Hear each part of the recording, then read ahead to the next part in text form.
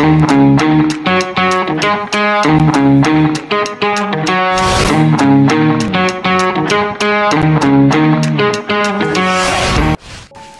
दोस्तों, स्वागत है आपका शिवी टॉक में। जैसा कि आपको मालूम है, इस शो में हम मिलते हैं अलग अलग फील्ड के एक्सपर्टों से। तो आज हमारे शो में एक फील्ड के बहुत बड़े एक्सपर्ट हैं और जो बहुत ज़रूरी है जीवन के लिए, जिसको हम बोलते हैं फाइनेंस। आज हमारे साथ हैं एक फाइनेंस प्लानर जिनका नाम है मिस्टर विवेक गुप्ता जी। गुप्ता जी नमस्कार। नमस्कार। बहुत बहुत स्वागत है आपका। तो दोस्तों, आज मैं इनसे यही सवाल जानना चाहूँगा, आंसर जानना चाहूँगा कि किस तरीके से एक आम आदमी फाइनेंस प्लान करे कि जिससे उनको फाइनेंस फ्रीडम मिल जाए। उनको कुछ इस विषय पर प्रकाश डालिए। शिव कुमार जी, फाइनेंशियल फ्रीडम अपने आप में एक बहुत बड़ा टॉपिक है और फाइनेंशियल फ्रीडम के लिए एक प्रॉपर फाइनेंशियल प्लानिंग होना बहुत ज़रूरी है। अगर हम प्रॉपर फाइनेंशियल प्लानिंग नहीं करेंगे तो फाइनेंशियल फ्रीडम कभी भी अटेन नहीं कर सकते। फाइनेंशियल फ्रीडम का अभिप्राय सिंपल यही होता है कि हमारी हर महीने इतनी आय होने लगे, इतनी इनकम होने लगे कि हम बगैर कुछ करे हुए अपने पूरे महीने के भर का खर्चा आराम से चला सकें। अगर हम इस स्थिति में होते हैं कि हम बगैर कुछ करे हमारे घर बैठे इतना पैसा आ रहा है जिससे कि हम अपने महीने भर के खर्चे को आराम से निकाल सकते हैं, तो हम फाइनेंशियली फ्री हैं। अब बात आई फाइनेंशियल प्लानिंग।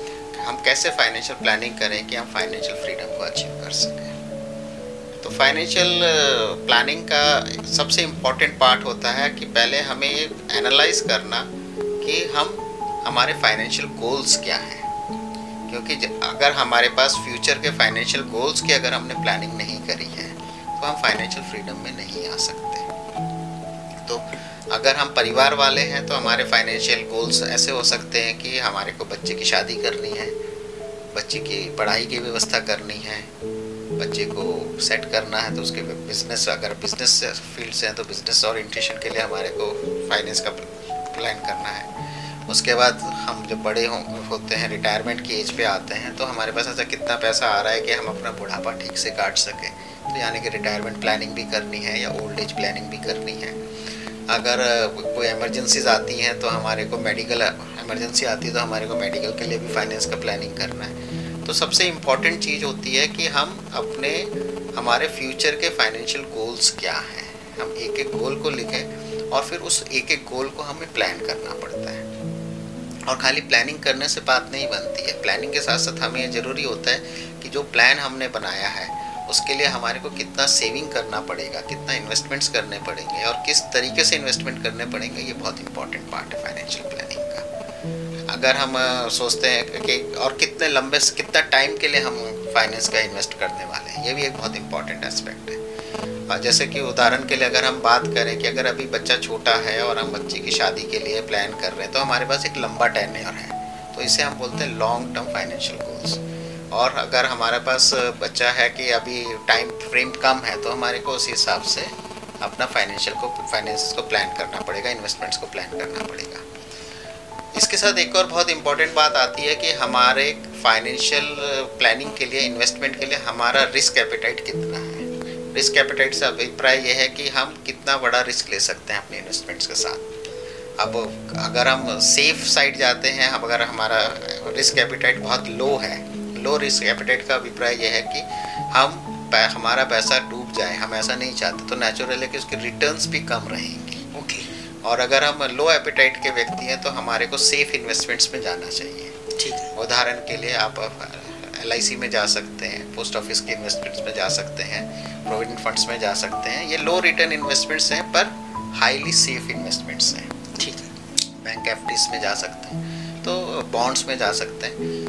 उसके बाद आता है कि मीडियम, अगर आप कहते हैं जी हम तो मीडियम रिस्क वाले व्यक्ति हैं, हमारा रिस्क एपेटाइट मीडियम लेवल का है, कि हम कहते हैं कि थोड़ी सी रिटर्न अच्छी मिल जाए पर हम थोड़ा रिस्क भी ज़्यादा लेने को तैयार हैं। तो अगर ऐसी उस कैटेगरी की आपकी पर्सनैलिटी है तो उस कैटेगरी के अंदर आप बॉन्ड्स में जा सकते हैं, म्यूचुअल फंड्स में जा सकते हैं, इस तरीके के इन्वेस्टमेंट्स में आप जा सकते हैं। ठीक है। और अगर आपको लगता है कि आपका रिस्क एपेटाइट हाई है, आप कहते हैं कि नहीं हम तो ज़्यादा रिस्क लेंगे और हाई रिटर्न पोर्टफोलियो हम अपना बनाएंगे, फाइनेंशियल पोर्टफोलियो बनाएंगे, तो उस केस के अंदर आप शेयर मार्केट में जा सकते हैं, इक्विटी मार्केट में जा सकते हैं, आप बिजनेस इन्वेस्टमेंट्स में जा सकते हैं।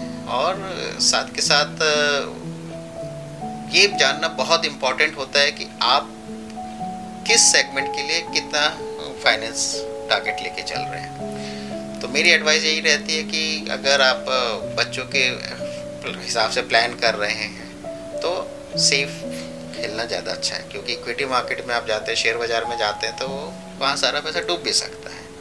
दूसरी चीज़ ये होती है कि अगर आप ओल्ड एज के लिए प्रोविज़न कर रहे हैं, आपके पास टेन्योर अच्छा है, तो सेफ खेलना ज़्यादा अच्छा है। हाँ, इसमें मैं एक बात और कहना चाहता हूँ कि फाइनेंस के डिफरेंट लेवल्स होते हैं। तो अगर आप बहुत लो लेवल पे खेल रहे हैं तो सेफ साइड खेलें। जब आपके सेफ साइड की इन्वेस्टमेंट्स कंप्लीट हो जाती है, जो बेसिक इंपॉर्टेंट नीड्स के लिए है, वो अगर फुलफिल हो रही हैं, उसके बाद फिर आप हाई रिटर्न्स में जा सकते हैं, प्रॉपर्टीज़ में जा सकते हैं और शेयर मार्केट में जा सकते हैं। पर शेयर मार्केट में और प्रॉपर्टीज़ में मैं आपको तभी एडवाइस करता हूँ जब आपको लगता है जो बेसिक रिक्वायरमेंट्स हैं आपकी फैमिली की वो फुलफिल हो रही है। ओके, ठीक है। अगर आप बेसिक रिक्वायरमेंट के फाइनेंशियल गोल्स को अचीव ना करते हुए उसमें जंप करेंगे तो वहाँ पे बहुत बड़ा रिस्क हो सकता है, पूरी आपके फाइनेंशियल गोल्स गड़बड़ा सकते हैं। ठीक है। तो एक बार अगर ये आपका हो जाता है, फाइनेंशियल गोल्स आप इस तरीके से अचीव कर लेते हैं, तो फिर सेकंड स्टेप आता है फाइनेंशियल फ्रीडम में कि अब आप इस तरीके से इन्वेस्टमेंट करेंगे जहाँ पे कि आपको पैसिव इनकम आनी शुरू हो। आप ऐसी इन्वेस्टमेंट करेंगे जहाँ पे डिविडेंड यील्ड हो रहा है या एक रेगुलर इनकम आती है। तो वहाँ पे जब आप इन्वेस्टमेंट करेंगे, जैसे कि हम रेंटल इनकम की बात करते हैं या बहुत सारे ऐसे ऑप्शंस होते हैं जो पैसिव इनकम की कैटेगरी में आते हैं, पैसिव इनकम के लिए आप इन्वेस्टमेंट्स करते हैं, तो वहाँ पे जब आप सेकंड इन्वेस्टमेंट के सेकंड एस्पेक्ट में आएंगे जहाँ पे पैसिव इनकम आ रही है, तो जब आपका एक बेंचमार्क वहाँ पे अचीव होगा और आपको पैसिव इनकम इतनी आने लगती है जितनी आपके फाइनेंशियल मंथली एक्सपेंसेस है, तब आप फाइनेंशियल फ्रीडम के स्टेज में जंप करते हैं, तब आप फाइनेंशियली फ्री होते हैं। ओके। तो फाइनेंशियल फ्रीडम के लिए दो चीज़ें बहुत ज़रूरी हैं। एक तो पहला फर्स्ट फेज जो है फाइनेंशियल गोल का, जो आपकी बेसिक नेसेसिटीज़ के लिए है। सेकंड स्टेप जो है कि बेसिक नेसेसिटी पूरी हो गई, अब आप हाई रिस्क में खेल के मनी एक्यूमुलेट कर रहे हैं जिससे कि पैसिव इनकम जनरेट हो सके। ठीक है। अब जब आप सेकंड स्टेज को अचीव कर लेते हैं तो फिर आप फाइनेंशियल फ्रीडम में आ जाते हैं। ठीक है। और टेन्योर आपको माइंड में रखना बहुत ज़रूरी है कि आपका फाइनेंशियल फ्रीडम होने का टारगेट जो है वो शॉर्ट 5 साल का है, 10 साल का है, 15 साल का, 20 साल का है। पर नॉर्मली मैं ये एडवाइस करता हूँ कि अगर आप अभी यंग एज से मतलब 20 से 25 साल की एज के अंदर हैं, तो आप 20 साल का टेन्योर ले सकते हैं कि मैं फाइनेंशियल फ्रीडम में के अंदर इन्वॉल्व हो जाऊँ। ठीक है। बहुत बढ़िया, बहुत बढ़िया। तो विवेक जी, आपने तो बहुत अच्छे तरीके से आज फाइनेंस को लेकर डिस्क्राइब कर दिया।